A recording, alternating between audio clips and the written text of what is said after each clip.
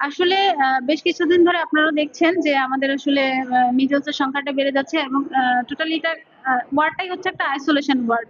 এখানে তারপরে হচ্ছে এর আগে তো মিজেলস কম ছিল, অল্প ছিল বা আসেই নাই। এখন এত বেশি হয়ে গেছে যে আসলে আমরা দেখা যাচ্ছে একজন থাকি, অন ডিউটিতে একজন নার্স থাকে।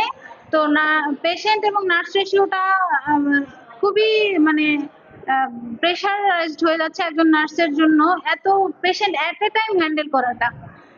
তো হচ্ছে দেখা যাচ্ছে আমরা ওদেরকে পর্যাপ্ত সিটও অ্যালোকেট করতে পারছি না, কারণ আপনারা জানেন 200-র বেশি সার্ভিস ও ফিচারে লেনদেনের সব বিকাশ অ্যাপে সম্ভব। যে এটা আমাদের মানে মোটামুটি 20 বেডের জন্য আমাদের অ্যালটমেন্ট আছে। সেখানে আমাদের তো এখন 60 আপ পেশেন্ট রাইট নাও। তো দেখা যাচ্ছে যে আমরা একজন নার্স এট এ টাইম এতগুলো পেশেন্টকে অ্যাটেন্ড করতে পারছি না, তাদের পারছি না বলতে চেষ্টা করে যাচ্ছি, বাট রুগীকে স্যাটিসফাইড করতে পারছি না। তো যদি বিষয়টা একটু বা এই জিনিসটাকে আরেকটু আইসোলেট করা যেত বা আমাদের ম্যান পাওয়ারটাকে যদি একটু ইনক্রিজ করা যেত, আমাদের জন্য একটু মানে প্রেশারটা কমতো। গত 24 ঘন্টায় আমাদের হামের আইসোলেশন ওয়ার্ডে 7-8 জন রোগী ভর্তি হয়েছে। এর মধ্যে আপনার গত 24 ঘন্টায় ভর্তি হয়েছে 24 জন এবং ডিসচার্জ হয়েছে 4 জন। আমাদের কোনো মৃত্যু নেই এবং কোনো রেফারেন্স রেকর্ড করা হয় নাই। তো হামের ব্যাপারে বলতে গেলে হাম একটি ছোঁয়াচে রোগ, এটা বায়ুবাহিত রোগ।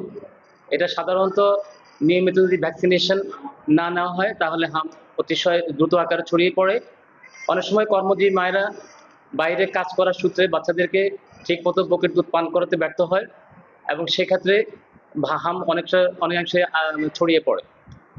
এবং আরও দেখা যাচ্ছে যে বাচ্চাদের অপুষ্টির কারণেও শরীর রোগ প্রতিরোধ ক্ষমতা কমে যায়, সেক্ষেত্রে হামের একটা প্রকোপ দেখা দেয়। তো হাম নিরসনে আমাদেরকে যথেষ্ট সচেতনতা অবলম্বন করতে হবে, আমাদেরকে পরিষ্কার পরিচ্ছন্ন থাকতে হবে, হাইজেনিক থাকতে হবে, নিয়মিত পুষ্টিকর খাদ্য গ্রহণ করতে হবে এবং সরকারের প্রোটোকল অনুযায়ী সমস্ত টিকা ভ্যাকসিনেশন দিতে হবে এবং যখন সরকার বুস্টার ডোজ দিবে সেই বুস্টার ডোজটাও নেওয়া লাগবে।